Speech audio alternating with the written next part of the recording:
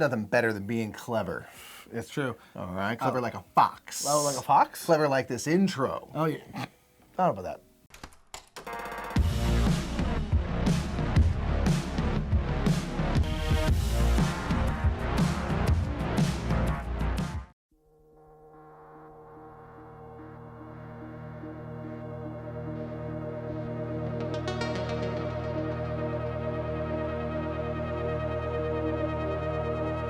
What's up, everybody? My name is Nick. I'm Mike. We are the Brothers Murph, and we're gonna talk about games that make you feel clever. There's a lot of games out there that I feel like you do stuff and you're like, ooh, I feel like I figured that out, and it made me feel very, very tingly in my brain. I feel like it's a driving force for people that enjoy board games. It's Yeah. like you get to, It's fun to tickle feel your smart. brains. Yeah, and it's fun to feel smart. It's fun to feel capable, and it's fun to feel, oh, look at this thing that I did. It's Set this thing up in motion, and now here's the fruits of my labor. It's just nice. So these will be 10 games that we think make you feel particularly clever.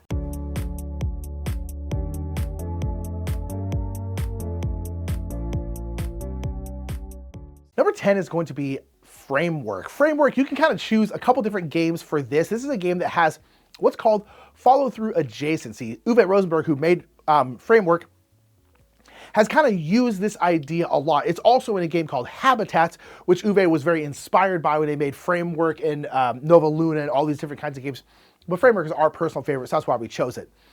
I really like Framework because Framework has some, again, what's called follow-through adjacency. This is all about trying to make groups of these frames. There's like wood frames and brick frames and gold frames. Sure, frames, who knows? But nonetheless, and then you're gonna have these frame cards that have these, again, different frames on them, and then these task tiles, sorry, not cards, tiles, that are basically gonna want something attached to that tile. So basically a task tile might be like, you want 4 brick frames attached to this tile. Now a tile only has 4 sides, so you don't need to have one on each side because you have what's called, again, follow through adjacency.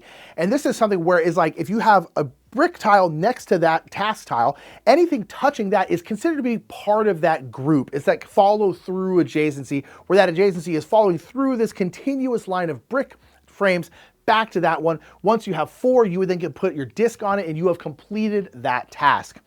And this game makes you feel very clever because of the fact that you can build out these big groups and build stuff in a specific way where sometimes you can put down a task tile and immediately finish it. You're like, oh, that one's already done because I've already put forth the work to build this kind of group. You can kind of strategize in that way.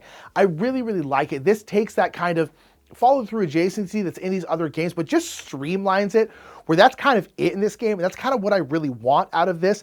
It's so good. It just makes you feel clever as you build out this thing and start really cascading, finishing those tasks. And it's just, it's very, very good.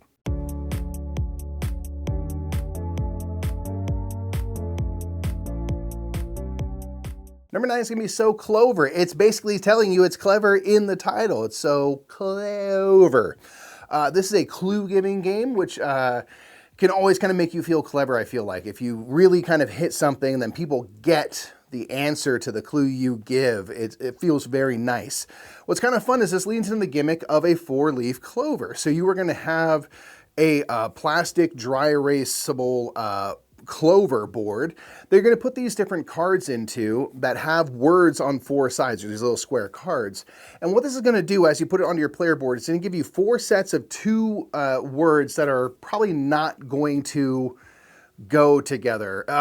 So one example we always use is like, we had once, it was casino and mountain were the 2 words. Not really are those 2 things related at all. So what you are going to do is write a clue that hopefully points to both of those words, because you are going to disassemble your clover, add a 5th card in that doesn't belong, and then people are going to have to take a look at these cards and then reassemble your clover correctly. So going back to my example with mountain and casino, we did smoky. There's the Smoky Mountains. Casinos, at least historically, have been known for being smoky on the inside and stuff. And so like that is like sort of a through line between those 2 words.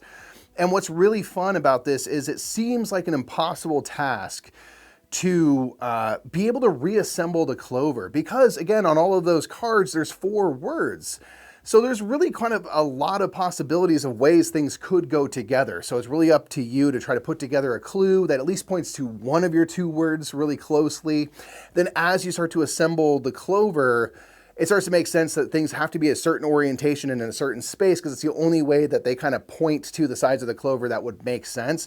It's really, really fun. It's one that we play all the time. We don't really even hardly keep score. We just want to get perfection each time, and it's really fun when you come up with a really clever clue.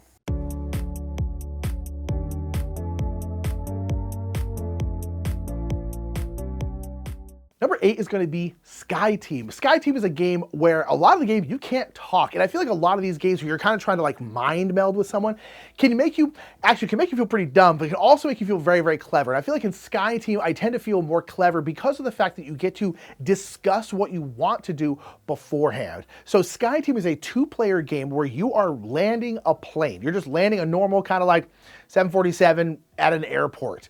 But there's a lot of stuff that has to happen. You have to like bring the landing gear down. You have to come in straight. So you can't come in like this, right? You got to be flat. There's got to be no planes in your way or else you'll run into them. All these different kinds of things that you have to do to safely land that plane. So how the game works is before each round, you're kind of discuss what you generally want to do this round. And there are a couple things every round that you have to do. They're mandatory, like the tilt. Like I was saying, you have to maintain your tilt or at least put dice in the tilt spot every single round.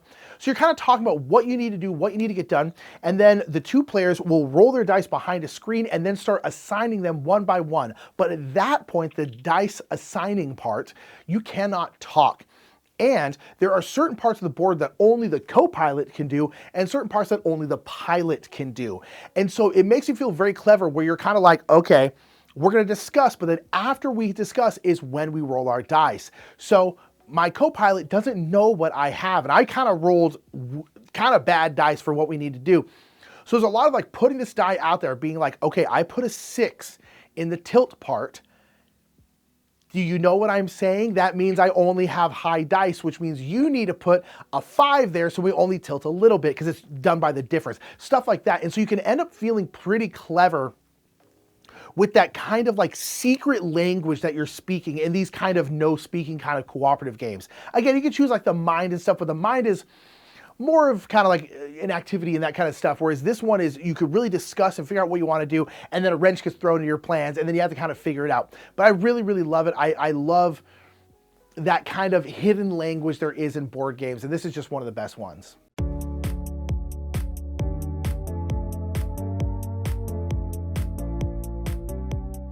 Next up is going to be Hanabi. This is a card game where you are trying to put on a fireworks show. And you are going to have a hand of cards, or in the deluxe version, some tiles, but the cards in your hand are going to be facing away from you. So everyone can see your cards except for you. You don't know what you're holding. And you are going to be trying to play out cards ultimately in color columns and ascending 1 through 5. And there's 3 1s, but there's fewer 4s and 5s. And so it can be important to kind of card count as you can, and you can communicate in this game, but it's in a limited way. You can say, hey, these 3 cards in your hand as you're kind of holding it out away from you. You know, the first 2 cards and the 4th card are blue.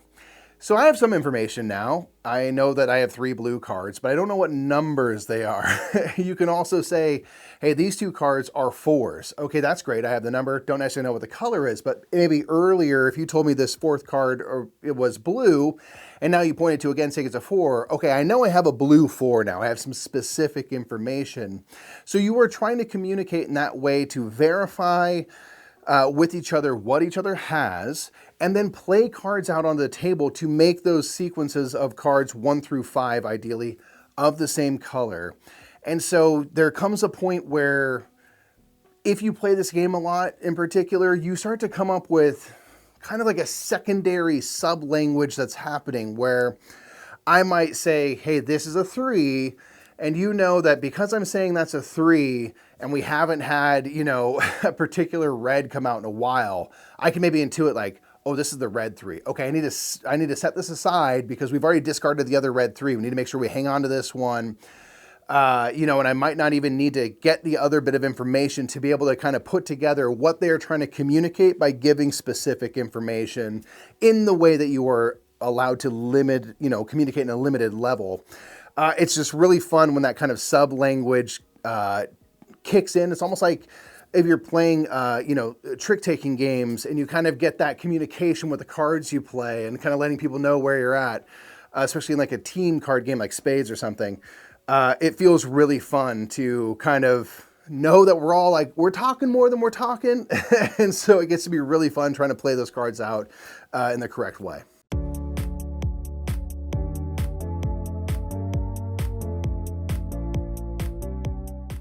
Number 6 is kind of like Sky Team I was just talking about a little bit ago, and this is a game that can make you feel kind of dumb too, and this is the Search for Planet X.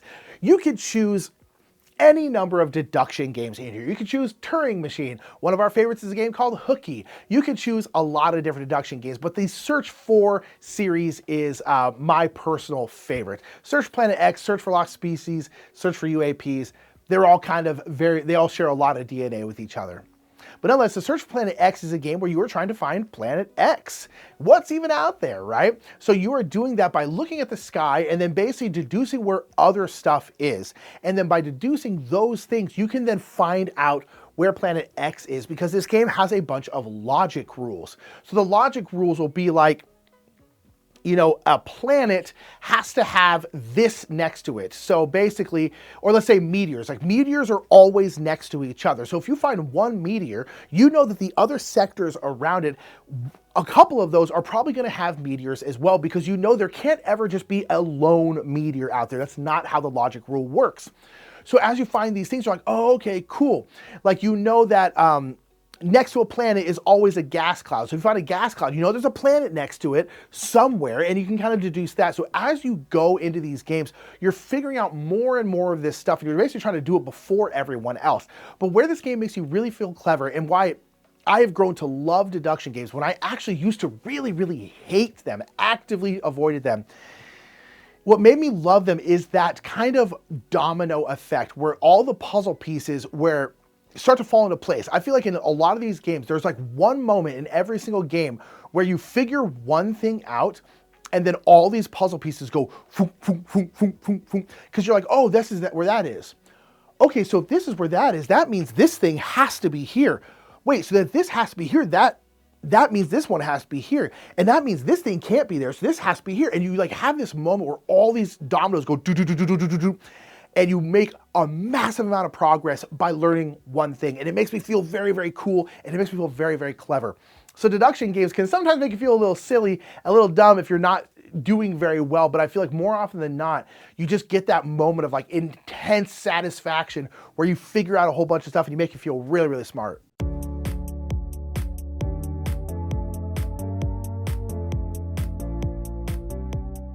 Next up is going to be Five Tribes. This is a game that can be AP producing because you have this big, you know, array of tiles, these action spaces with a whole bunch of meeples on it of different colors. And this is a Mancala style game where you are going to choose one space that has, you know, one or more meeples on it, pick up all the meeples from that space, and then move orthogonally from space to space, dropping one meeple off at a time until you drop a final meeple onto a space, collect all the meeples of that color. So if the last thing I drop is blue, I'll pick up all the blue meeples from that space. There has to be at least one other blue one there to be able to drop off there as my final meeple. And then you will do two actions. You'll do an action potentially based on the color of the meeple that you collected. Sometimes you just collect them for points, sometimes they trigger a certain action. And then you'll do the action of the tile itself that you land on, which sometimes might be a passive thing like bringing a palm tree or a palace out onto the board, or buying cards from the market, getting a djinn, which gives you these game-breaking powers and things like that. So this is just a really fun, unique game. There's not that many Mancala games out there. And if they are, oftentimes they're kind of a Mancala and a rondel, similar to the classic game. So this one's fun where you pick up meeples, but you can kind of go up, then left, then down and left, you know, as you drop stuff off. So it creates a bunch of possibilities. And when you can get together a group of a whole bunch of meeples of one color, and you can drop them off, pick up a ton of things, get this big turn. It feels really fun. There's also the goal of emptying a tile. So if I do that and I go onto a spot and there's only one color meeple, I pick up everything from that space, and that allows me to take control of that space to get points in the end game. So there's a lot of ways to score points. The gins give you these, again, game-breaking powers. So it's really fun to kind of mix all those in. There's some set collection with the cards that you kind of collect throughout the game. And there's just a million fun little choices where I feel like if you really kind of look at everything, you can pull off a really cool turn just about every time.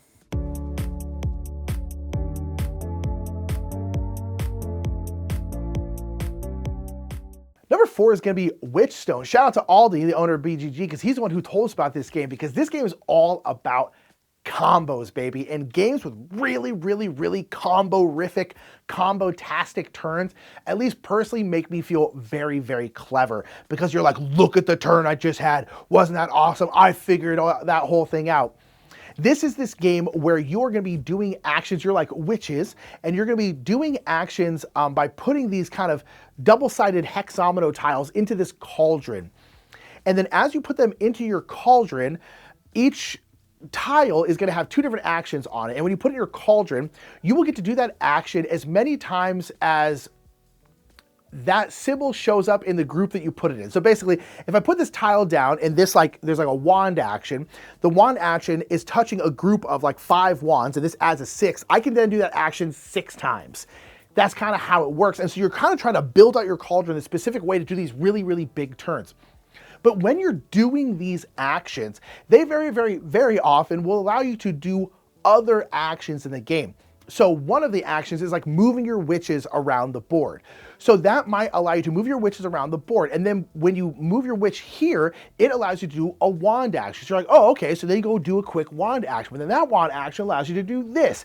Okay, cool, that was great. Okay, I'm still doing my witch movement turn, so I'll continue doing that. Oh, no, now this allows me to do this action. And you just start comboing these turns together, whereas every single game of Witchstone, basically every single player in the game is going to have at least one turn where you're just going, and you're just like cascading these actions into each other, and you just feel so freaking cool.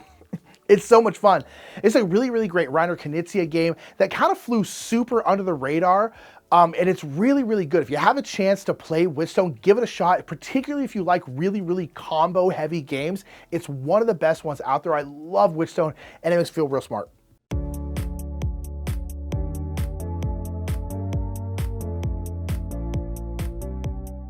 Next up is going to be Dimension. This is a really fun puzzle kind of game where you are going to have these colorful balls, and you're going to be building these little pyramids with these pieces every turn. And you're going to flip out a number of cards that are going to give you rules that your puzzle must follow. And so it might be something that, you know, a certain color can't be higher than another color. Certain colors must always be touching each other. So blue to green, for example, 2 colors must never be touching each other, and things like that. And based on this set of all these differing rules, you have to find a way to try to assemble your pyramid as fully as possible, ideally using all of your balls, to build a pyramid that follows all of the rules at the same time. It's a really fun kind of brain exercise. I really just enjoy doing this like recreationally. It is kind of a race to do it first, and then see how accurate you were if you're scoring points. But this, I think, is a perfect game of like, it's just fun to get your brain to work on visualizing a puzzle that is in this kind of 3D space, because you're building this little ball pyramid thing. And trying to look at things from different angles to make all of these rules, which seem to contradict each other, to make them work in a way and build this pyramid. It's just really satisfying every time. It's very tactilely satisfying because you have these fun balls, they stack up and stuff.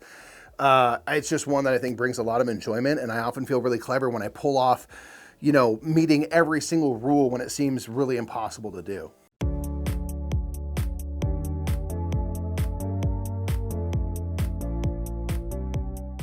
Next one is going to be Yinsh. Realistically, you can choose take your pick of abstract strategy game. Most of them make you feel very clever because you are outsmarted your opponent. You outmaneuvered your opponent. You could choose chess. You want to choose Santorini for a really simple one. All this, there's so many you could choose from. We're gonna choose Yinsh because Yinsh is very, very good and kind of a classic. This is a game that also makes me want cookies and creams because the pieces are very nice, like acrylic, and they look like cookies and creams, and it's great. But basically, you're gonna have, we always call them donut and donut holes. You're basically gonna have like solid pieces in your color, which again is either be black, mostly black, a little bit of white, or mostly white, a little bit of black. And then you have the donuts, you have the rings, and basically you're gonna be moving these rings over these solid pieces, and as you move them over, they're gonna be flipping these solid pieces to their other side. No matter what side they start on, they're always gonna flip to their other side, which means you can flip over your pieces, but you can also flip over your opponent's pieces. And basically what you're trying to do is you're trying to maneuver your spots and move your stuff around the board to the point where you get 5 of your, in our case, what we call them donut holes, 5 of your donut holes in a row, in a line. When that happens, you will take one of your rings, one of your donuts, off the board along with the 5 pieces that you flipped over. And what that does is that gives you a point, and you're basically trying to get to 3 points. But it's got this really interesting balancing mechanic where those pieces, and particularly that ring, are now out of the game. They're not there anymore. So as you are winning and as you're doing good, you're actually also handicapping yourself because now you have less ability to maneuver around the board because you have less of your rings that you can move in straight lines. Because you're moving in straight lines, again, you're flipping stuff over. But if you have less rings than your opponent, you have less variability. You have less kind of adaptability than they do, but you're also ahead in points. So it's this really interesting balancing mechanic to, you want to win, you want to try and get those things, but you also kind of don't want to go too hard too fast because if you only have 1 ring and they still have 3, you're probably gonna be very limited in what you can do. So it's got this really interesting balancing mechanic, and it's all about trying to set up your stuff where your opponent has to flip them over. It's really, really fun. It makes me want cookies and cream.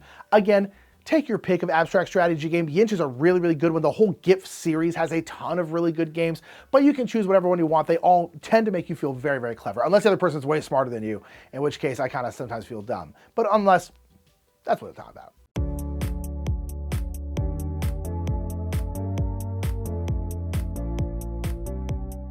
Last is going to be a team clue-giving game where you want to be obvious and not obvious at the same time. This is Decrypto.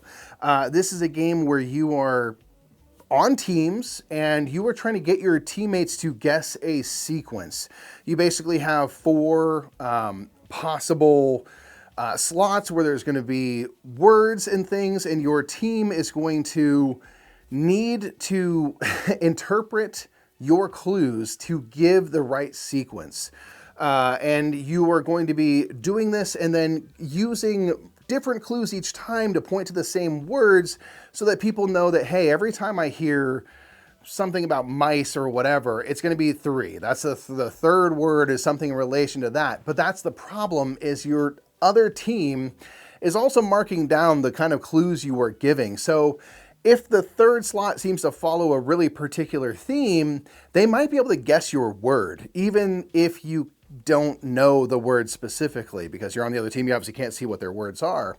So you're trying to kind of intercept people's clues and intercept the sequence. So if your opponents can name the sequence, 214, before your teammates can do it, they're actually going to be stealing things. You're trying to steal each other's codes. That's the kind of theme of the game. So it's this really interesting thing where you need to make it clear what what your sequence is for your teammates, but you want to make sure you're varying your clues. You're giving clues that might not be so obvious that your team can then very quickly pick up, like, okay, I know the theme of the 3rd word. If they say cheese or something, it's gonna be about mice, they eat cheese, like you don't wanna make yourself too obvious. So it hits a really kind of unique level, I think, with the way you have to go about giving your clues. You wanna be obvious, but not apparent. You wanna be clear. You wanna be a little bit muddy if you can. And if you can start to, speak a secret language to your team and you get to the point where your team knows what you're talking about because they can see your words, that is how you can kind of do it. But again, there's always people listening in. So those are 10 games that make us feel pretty clever when we play them. What we want to know is from you. What are the games that when you play, you're like, yeah, I did that? I just did that. I got that. Those combos are so good. And I just did all of that. Yeah, let us know in the comments below so we can get a big old list of recommendations for people who are watching this video. Thank you so much for checking this one out, and we'll see you all in the next top 10. Bye, everybody.